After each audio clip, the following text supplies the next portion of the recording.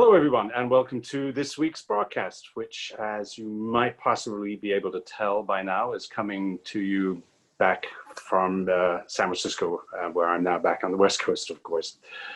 Good to see everybody, and it is my great pleasure to welcome this week as my guest, the longtime Assistant Concertmaster of the Marin Symphony and one of my oldest friends and colleagues, Phil Santos. Good afternoon, Phil, and welcome. Good afternoon, Alasdair. Thank you. I'm happy to be here. How's everything going these days? Well, you know, everyone's been challenged with this this COVID shutdown, and I have been as well. But I've figured out ways to lift myself and spirits above the mayhem, so to speak, and. How are you doing that? I'm curious as to what kind of things are occupying your time to put you in that. Well, I kind of resisted for a while, but a colleague loaned me a laptop and installed Zoom on it and explained to me a little bit how to do it. And I just kind of fumbled my way through, and I got kind of comfortable with it. And I had a fairly sizable teaching studio before this happened, and so I contacted all my students, and probably about maybe 2/3 decided they would give it a try. And so I'm teaching almost 20 students via Zoom, and then also Cal State, where I teach as well. I have now one student enrolled this semester, so I'm doing that as well. And there's another, the colleague that invited me to start this is at Patton Academy in Oakland, which is a K through 12 school, and I'm teaching the most advanced violin and viola students at that facility too. And sounds like you got your hands full, and yeah. Yeah. Well, let's go back in time, perhaps a little bit. In fact, maybe a long ways to how you started playing violin. Did it fall into your hands? Was it something you always wanted? How did it all start? Well, I started taking piano lessons when I was 7, and mainly because my sister, 3-year older sister, she started taking piano lessons, and so I wanted to do what she did. And so I started taking at 7, and then I kind of got interested in playing the drums because it just seemed easier. But I continued the piano, and I shouldn't say that to my percussion friends. You know, I realized the difficulty of percussion, but kind of playing a little rock beat with a little rock band called the Purple Sun that I formed when I was in elementary school. You formed in elementary school? Yes. Now that's impressive. Yeah, and it wasn't until I was 10 that I kind of put together the fact that my name was John Philip Santos, and I found a book in school about John Philip Sousa. And so I asked my folks about it, and it's funny that they never thought to, maybe they did, and my consciousness was just not there to absorb that bit of information. But yeah, since my father was born in Portugal, in a little town between Lisboa and Porto, called Buñeiro, and it's a little fishing farming town on the coast. And my mother was born in Germany, in Kiel, and they met in New York at the cemetery where my mother's father was buried, and my dad worked there. So he would offer her rides to the gate, and but that, anyway, I'll skip ahead a little bit. They met and fell in love, and so that's that story. But they named me after John Philip Sousa, and his background was similar, Portuguese and Austrian. All and right. He was a first-generation American.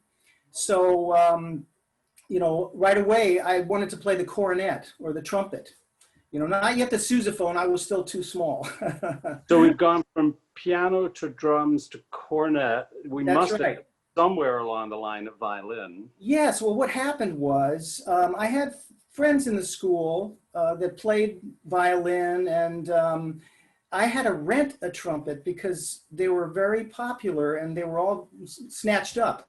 And and this was across the street from my house. I lived across from the elementary school that I eventually started the violin. But I began the cornet, but we had to rent it, or trumpet, from a music store. And that kind of got a little expensive, since the lessons at those times go very slowly. And my mom in particular, said, can't you get an instrument that they'll loan to you for free?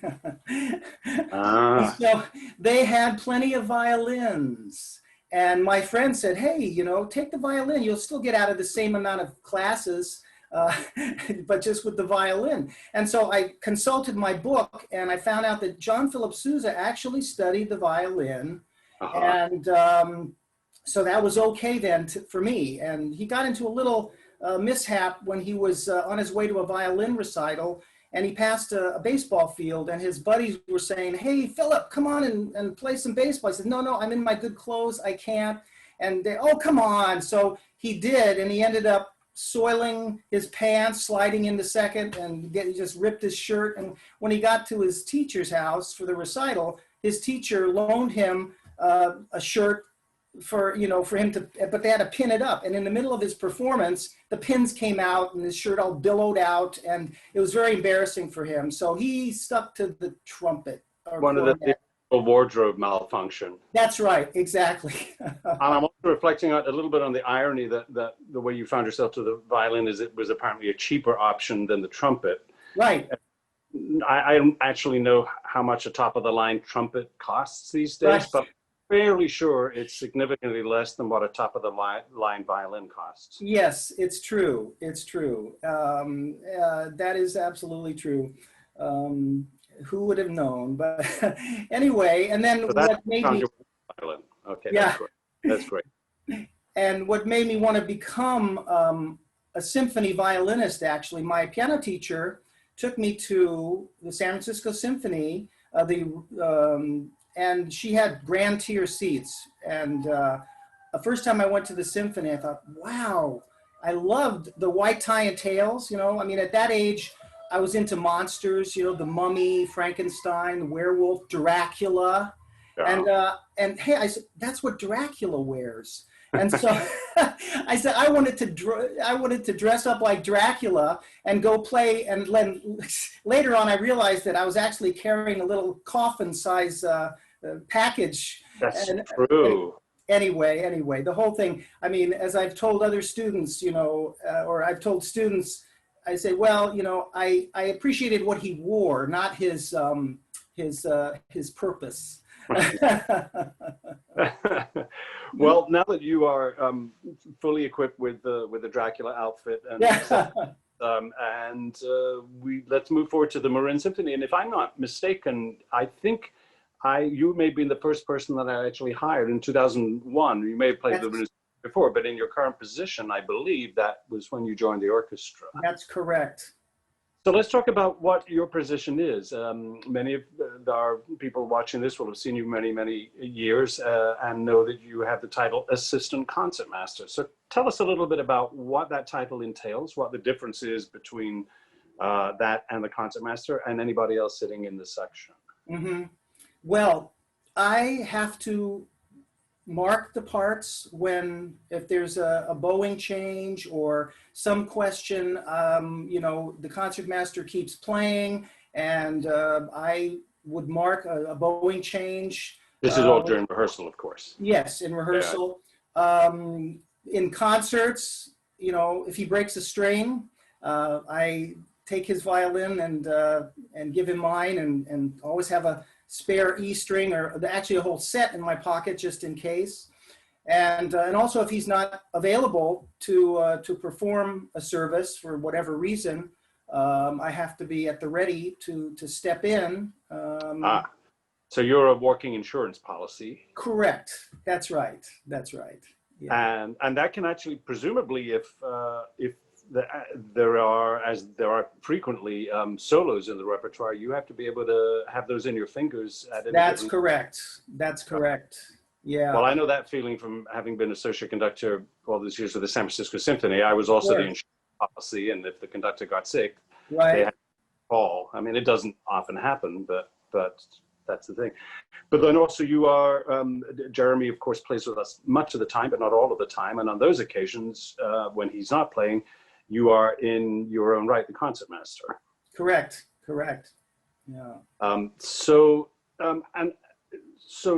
tell me about the difference when you move 3 feet to the right and sit in that chair.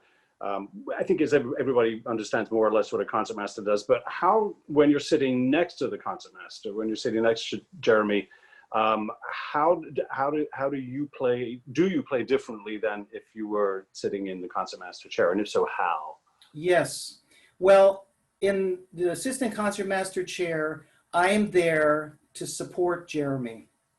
Mm-hmm. And he is the leader, and I'm going to play with him and move with him to a certain degree, but I'm not going to overshadow what he is doing, because he is the man and everyone is watching him, and I defer to him. And so and I try and I watch where he's playing something in the bow, so we are exactly in sync.